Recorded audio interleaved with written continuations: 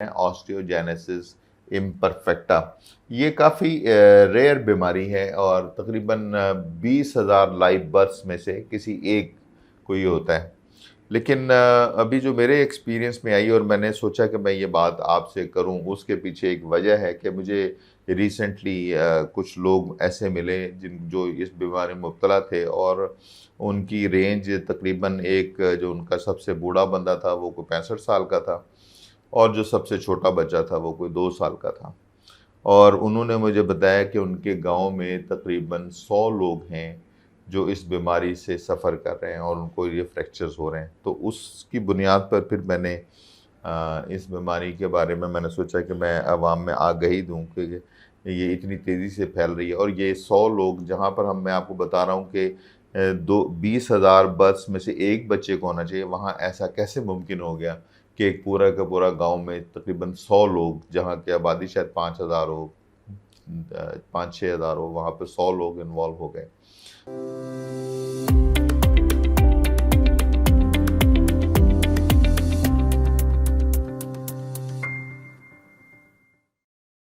अस्सलाम वालेकुम नाज़रीन, मैं हूं doctor Afzal Hussain, orthopedic surgeon और chief consultant innovative health concept hospital ISC hospital. और आज जो मैं टॉपिक आपके लिए लेकर आया हूं वो है बच्चों में फ्रैक्चर्स भी वो जो कि अचानक होते हैं, बग़ैर किसी वजह के, बग़ैर किसी मेजर ट्रॉमा के। तो ये एक बड़ा एक लार्जर ग्रुप है और इसको समझाने के लिए मैं आपको एक मिसाल देना चाहता हूँ। पहले हम थोड़ा सा गौर कर लें कि हड्डी की बनावट होती क्या है। हम में से हर शख्स ने कभी कोई पिलर या जैसे सुतून बन रहे हैं, आजकल आपने देखा है कि वो जो ओवरहेड ब्रिजेस बनते हैं उसके नीचे जो सुतून बन रहे हैं, उन सुतून को बनते हुए देखा होगा। उसके कुछ कॉन्स्टिट्यूएंट्स होते हैं। एक तो होता है उसका लोहे का जंगला, लोहे का जंगला होता है और उसमें फिर वो फिलिंग करते हैं बजरी डालकर, रेत और सीमेंट एक मखसूस प्रोपोर्शन में डाल के, तो फिर वो जो उस जंगले को उससे फिल करते हैं तो पिलर बन जाता है और उसकी मजबूती का इन्हिसार जो है वो उस लोहे के जंगले पर होता है, उसकी क्वालिटी के ऊपर होता है। तो आज स्पेसिफिकली मैं ये हड्डियों की जो वीकनेस की बात करूँगा, मैं सिर्फ आप समझिए उस लोहे के जंगले की बात कर रहा हूँ। हालांकि अगर बीमारी फ़र्ज़ कीजिए कि जो उसकी सीमेंट और रेत की प्रोपोर्शन है उसकी भी एक बीमारी होती है। फिर जो उसके अंदर बजरी है, बजरी की ख़राबी की भी कोई बीमारी होती है और उससे भी रिज़ल्ट सबका एक होता है कि फ्रैक्चर्स आसानी से हो जाते हैं बोन्स के। तो जो हड्डियां बनाने वाला सेल होता है, आप उसको समझिए वो बजरी के दाने हैं और जो उसका सरिया है उसको हम कहेंगे कोलेजन, जिसकी बात आज मैं करूँगा। और जो उसका जो सीमेंट और रेत की प्रोपोर्शन है उसको हम बोन मैट्रिक्स बोलते हैं, तो उसकी बात भी किसी हम लेक्चर में करेंगे। लेकिन अगर इन तीनों में से किसी एक का भी मसला हो तो हड्डी में वीकनेस होती है और हड्डी की मजबूती वो नहीं होती जो कि रिक्वायर्ड है और हड्डी की लचक वो नहीं होती जो कि रिक्वायर्ड है। जब भी लचक में प्रॉब्लम आएगी, जब भी हड्डी की मजबूती के अंदर की प्रॉब्लम आएगी तो फिर फ्रैक्चर्स होंगे। तो आपको ये बात अच्छी तरह समझनी है, जाननी है कि जब भी हड्डी का फ्रैक्चर इस अंदाज से हो कि जो चोट ऐसी नहीं है जिसको आप बंदा डिस्क्राइब कर सके। मसलन एक बच्चा अगर अपने बेड के ऊपर छलांगे मार रहा है और उसकी फ्रैक्चर हो जाए तो ये एबनॉर्मल बात है। 2 सवा 2 फुट की बेड की हाइट से नीचे गिरे और फ्रैक्चर हो जाए तो ये एक एबनॉर्मल बात है। बैठे बैठे, चलते चलते, सीढ़ियाँ चढ़ते उतरते अचानक हड्डी टूट जाए तो ये क्या है, ये एबनॉर्मल बात है और इस पे हमें स्पेशली इन्वेस्टिगेट करना चाहिए कि ये हड्डी क्यों टूटी। तो आइए आज की टॉपिक की तरफ आते हैं। आज का हमारा टॉपिक है ऑस्टियोजेनेसिस इम्परफेक्टा। आप ये समझिए कि ये हम सरिये की कमज़ोरी की बात कर रहे हैं आज, कि जो हड्डियों को मैंने अभी थोड़ी देर बताया, स्तून में जो जंगला लगा होता है उस जंगले की वीकनेस की बात कर रहे हैं। ये एक पैदाइशी बीमारी है। जीन्स में, पैदाइश में क्या होता है, जब हम पैदाइशी बीमारी की बात करते हैं तो इसका मतलब होता है जीन्स। जीन्स की भी थोड़ी सी मैं आपको समझ दे दूं कि जीन्स वो चीज़ है जो कि आप मौरूसी जो जरसूमा है माँ और बाप से जो बच्चा वसूल करता है उसको हम जीन्स कहते हैं। और ये जीन्स जो होती हैं पेयर की सूरत में होती हैं, एक माँ की तरफ से आती है और एक उसका दूसरा पेयर का दूसरा हिस्सा बाप की तरफ से आता है। तो आज जब हम जिस बीमारी और इसकी जीन्स की जो करेक्टर होता है वो ये होता है कि बाज़ दफ़ा जीन्स इस तरह होती है कि अगर वो इस पेयर में से एक जीन में भी बीमारी हो तो वो बीमारी ज़ाहिर हो जाती है। इस तरह की बीमारी को हम कहते हैं डोमिनेंट जीन, कि अगर अकेली भी होगी तो इसकी बीमारी ज़ाहिर हो जाएगी। फिर एक बीमारी ऐसी होती है कि अगर दोनों तरफ से मौजूद हो, माँ की तरफ से भी और बाप की तरफ से भी, तो उसको फिर तब भी बीमारी ज़ाहिर होती है। अगर किसी एक की तरफ से आई है और दूसरी तरफ से नहीं है तो वो बीमारी फिर ज़ाहिर नहीं होती। इसको हम कहते हैं रिसेसिव जीन, ठीक है। और फिर क्रोमोसोम में एक होते हैं, एक पेयर जो होता है वो होता है सेक्स क्रोमोसोम का पेयर, और बाकी के जो पेयर्स होते हैं वो जनरल पेयर्स होते हैं। तो ये बीमारी जिसकी हम आज बात कर रहे हैं ये है जो जनरल पेयर्स होते हैं, जिनको हम कहते हैं ऑटोसोमल क्रोमोसोम्स।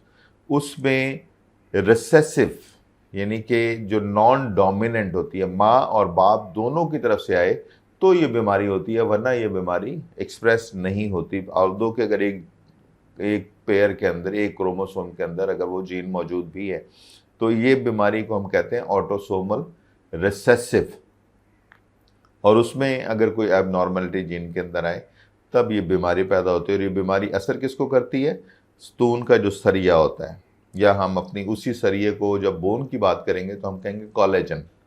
तो कोलेजन डिसऑर्डर, अब कोलेजन डिसऑर्डर्स की भी एक बहुत मल्टीपल रेंज है, हम उस तफसील में नहीं जाएंगे। आज हम सिर्फ एक रेंज की बात कर रहे हैं जो कि बोन्स के कोलेजन के ऊपर इफेक्ट करती है। और उसमें आप देखते हैं कि वो उसको हम नाम दे रहे हैं ऑस्टियोजेनेसिस इम्परफेक्टा। ये काफ़ी रेयर बीमारी है और तकरीबन 20,000 लाइव बर्थ्स में से किसी एक को ये होता है।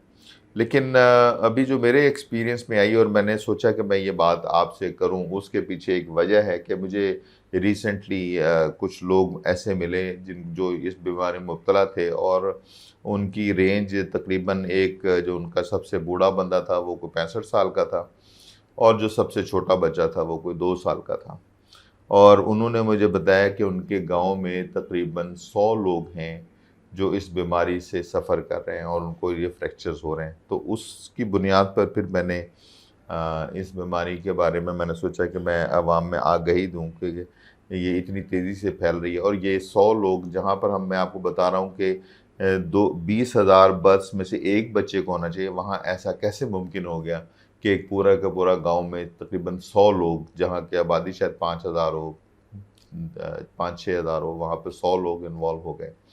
तो ये कैसे पॉसिबल हुआ? वो एक ही वजह है कि जब जीन्स मौजूद हैं फैमिली में और फैमिली के अंदर ही मुसलसल शादियाँ होनी है, जिन लोगों को बीमारी है वही लोग आपस में शादियाँ कर रहे हैं, तो फिर ये तेज़ी से बढ़ना शुरू हो जाएगी। तो सबसे पहले जो बात यहाँ पर मैं समझाना चाहूँगा वो ये है कि जब भी इस तरह की बीमारी का कोई बच्चा आपकी नज़र से गुज़रे और वो वाहिद एक हो, तो आपको इस बात का ख़ास ख्याल रखना है कि ये एक बीमारी 1 से 2, 2 से 4 और 4 से 8 इस तरह मल्टीप्लाई ना हो। और ये मल्टीप्लाई उस वक्त होती है जब फैमिली में, क्लोज़ फैमिली के अंदर ही शादियाँ होती चली जाएँ। लेकिन याद रखिए कि ये सिर्फ उस सूरत में है जबकि ये बीमारी उनके जीन्स में मौजूद है। अगर ये कोई बीमारी इस तरह की जीन्स में मौजूद नहीं है तब ये बात मेरी जो है ना वो इतनी इम्पोर्टेंट नहीं है कि आप फैमिली में शादी करते हैं या नहीं करते। मैं हरगिज़ ये बात नहीं कह रहा कि फैमिली में शादी करने से बीमारियां बढ़ती हैं। मैं ये कह रहा हूँ कि अगर किसी फैमिली के अंदर कोई एक बीमारी है और वो डिटेक्ट हो चुकी है और वही लोग आपस में शादियां करते हैं तो फिर ये बढ़ती है, जैसे कि अभी मैंने आपको गांव के 100 बच्चों की मिसाल दी है। तो हम इसको कहेंगे कि ये कोलेजन डिसऑर्डर है, यानी कि सरिये की प्रॉब्लम है, जो कि जेनेटिक है, जो कि ऑटोसोमल है, जो कि बहुत रेयर है। ये हमारे माशरे में तेज़ी से फैलती है अगर हमें इस चीज़ की अवेयरनेस ना हो। और इससे क्या होगा कि बोन जो है वो बहुत ज़्यादा कमज़ोर होगी और उसमें बिला वजह फ्रैक्चर होंगे, यानी कि बच्चा लेटे लेटे टांगे मार रहा है और उसकी हड्डी टूट जाएगी। अब इसको हमें पहचानना कैसे है? बच्चों को 2 तरह के मसले शुरू में ही डिटेक्ट हो सकते हैं। तो बच्चों की जब आँख देखें ना, आँख में एक होता है काला दीदा होता है, ये आपको सामने नज़र आ रहा है, और जो ज़्यादा बड़ा एरिया है वो वाइट कलर का होता है, तो वाइट कलर में आपको एक काला दीदा नज़र आ रहा है, जैसे मेरा भी नज़र आ रहा है।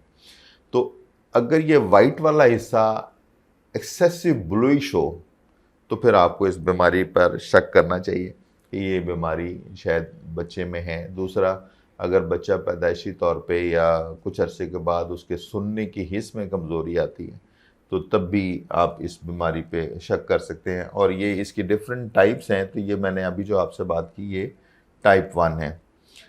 हम टाइप 1 के बाद सीधा टाइप 4 पे जाते हैं, क्योंकि जो बाकी हैं वो शायद इसमें कुछ जो एक्सट्रीम बीमारी होती है जिन बच्चों में, वो बच्चे या तो मुर्दा पैदा होते हैं या पैदा होने के फ़ौरन बाद ही उनकी डेथ हो जाती है, क्योंकि वो फिर उस वीकनेस को सर्वाइव नहीं कर सकते।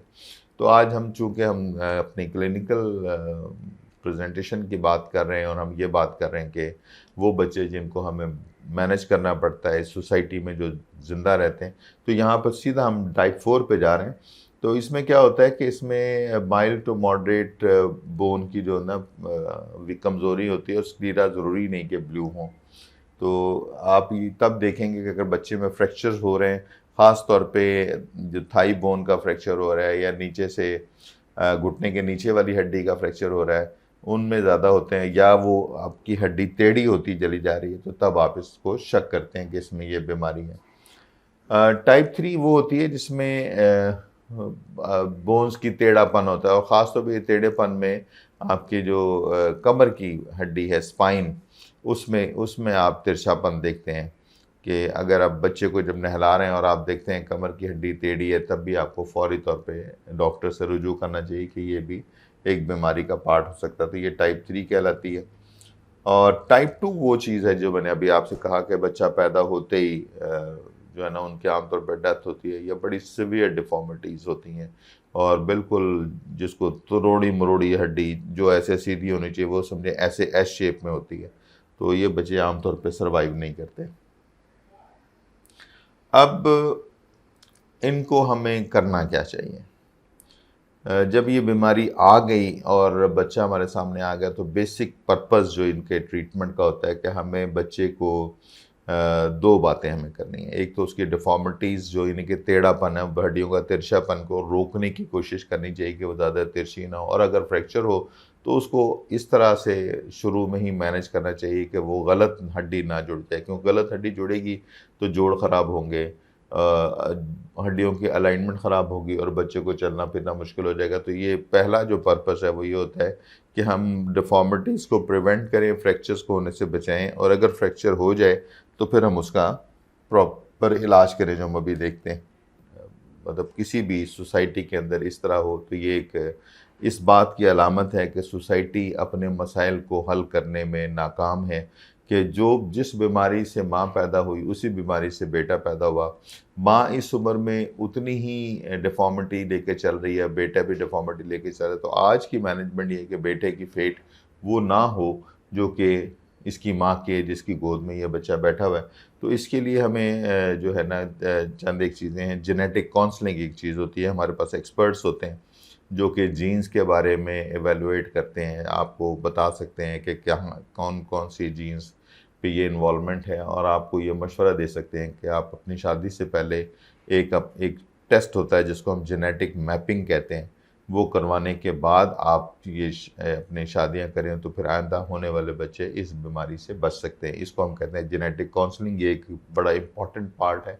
बच्चा पैदा होने से पहले शादी के वक्त आपने ये बात सोचनी है और उसको आपने हल करना है। फिर बच्चे को मोबाइल रखने के लिए फिजियोथेरेपी बड़ी इम्पॉर्टेंट है, और एक दवाई है जो कि ओरल टैबलेट की सूरत में भी मिलती है और इंजेक्टेबल की सूरत में भी मिलती है, जो कि हम लगा सकते हैं, लेकिन ये फ्रैक्चर होने से पहले हमने इसको इस्तेमाल करना है। ये इसका मकसद है फ्रैक्चर से बचा जाए, और इसके इस्तेमाल से ये बात किसी हद तक कामयाब होता है, जिसको हम बिसफॉस्फोनेट्स कहते हैं, कि बीमारी को हम रोक सकते हैं फ्रैक्चर होने से, लेकिन अपनी जगह बीमारी मौजूद होती है। अब ये मैं आपको कुछ एग्जांपल्स दिखाने लगा हूँ मुख्तलिफ फ्रैक्चर्स की और उनकी मैनेजमेंट की। फ्रैक्चर्स हो जाए तो आपको फौरी तौर पे उसका इलाज करना चाहिए। उसमें हम मुख्तलिफ फॉर्म्स ऑफ फिक्सेशन है जो कि हम करते हैं, और हड्डी को उसकी अलाइनमेंट पे जोड़ते हैं। यहाँ पर आप जो मिसाल देख रहे हैं उसमें आपकी आपकी राइट साइड लेकिन पेशेंट की लेफ़्ट साइड है, जिसमें हिप के एरिया पे फ्रैक्चर हुआ है और फिर आप देख रहे हैं कि हमने एक रॉड और स्क्रू वगैरह डाल के उस हड्डी को बिल्कुल सीधा किया और इंशाल्लाह ये हड्डी बिल्कुल सीधी जुड़ेगी और पेशेंट को किसी किस्म की कोई वो नहीं रहेगी प्रॉब्लम। अच्छा, अगर मैं अब आपको इस बीमारी का मुकम्मल जो फेट है और जो इसका कोर्स चलता है उसको समझाने के लिए मेरे पास एक मिसाल है, जिसमें एक 7 साल का बच्चा है। मैं उसकी डिफरेंट आपको स्लाइड्स दिखाने लगा हूँ। उसमें आप देखिए, ये बच्चा पहले जो आया मेरे पास, तो इसकी लेफ़्ट साइड पर हड्डी तिरछी है और इसकी 2 जगहों पर हम देख सकते हैं कि फ्रैक्चर है और वो गलत जुड़ा हुआ है, जिसकी वजह से इसकी टांग छोटी भी है और तिरछी भी है।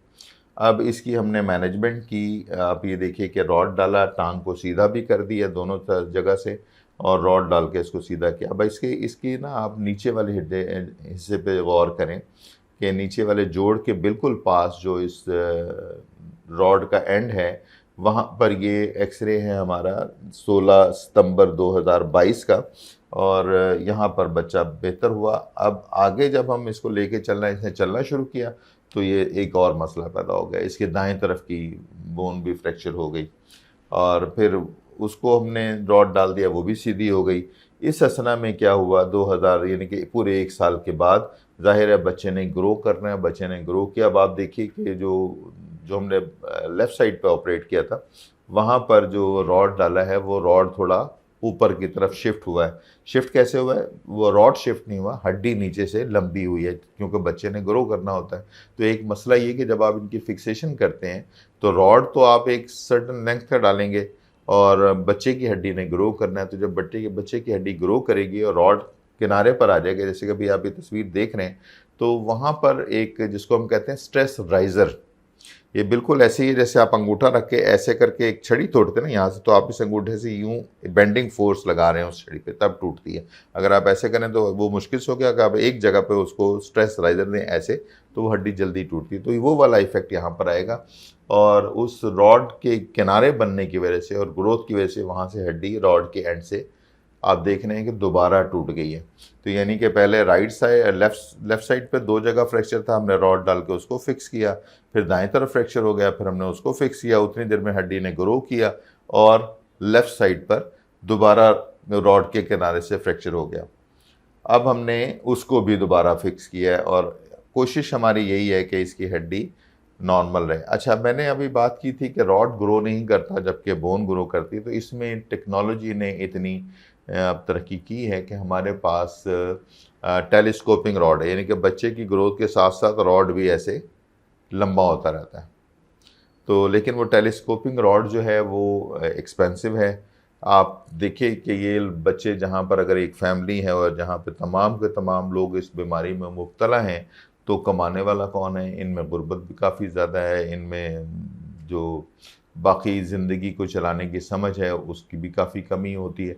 तो उस वजह से फिर ये अफोर्ड नहीं कर पाते ये सारे खर्चे। तो फिर हम क्या करते हैं कि हम थोड़ा सा जिसको आप जुगाड़ कहते हैं, हमने जुगाड़ लगाई। आप राइट साइड पे देख रहे हैं कि मैंने फिर वहाँ पर डबल रॉड डाला है, एक कैंड मैंने बोन से घुटने के पास से बाहर निकाला हुआ और एक कैंड मैंने हिप के पास से बाहर निकाला हुआ। तो ये 2 रॉड्स हैं जो कि हड्डी के ग्रो करने के साथ साथ आपस में लंबे होते जाएंगे, उम्मीद तो यही है, और इससे फिर शायद इसकी हड्डी दोबारा यहाँ से फ्रैक्चर ना हो और हम इसको चला सकें। ये एक और केस देख रहे हैं, ये एक लड़की है जो कि इस वक्त तकरीबन 18 साल की है और आप देख रहे हैं कि 18 साल की उम्र में ये अभी तक इसकी राइट साइड पे भी इसकी हड्डी टेढ़ी है और फ्रैक्चर हुआ हुआ है और लेफ़्ट साइड पे इसके हिप के ऊपर फ्रैक्चर हुआ हुआ है।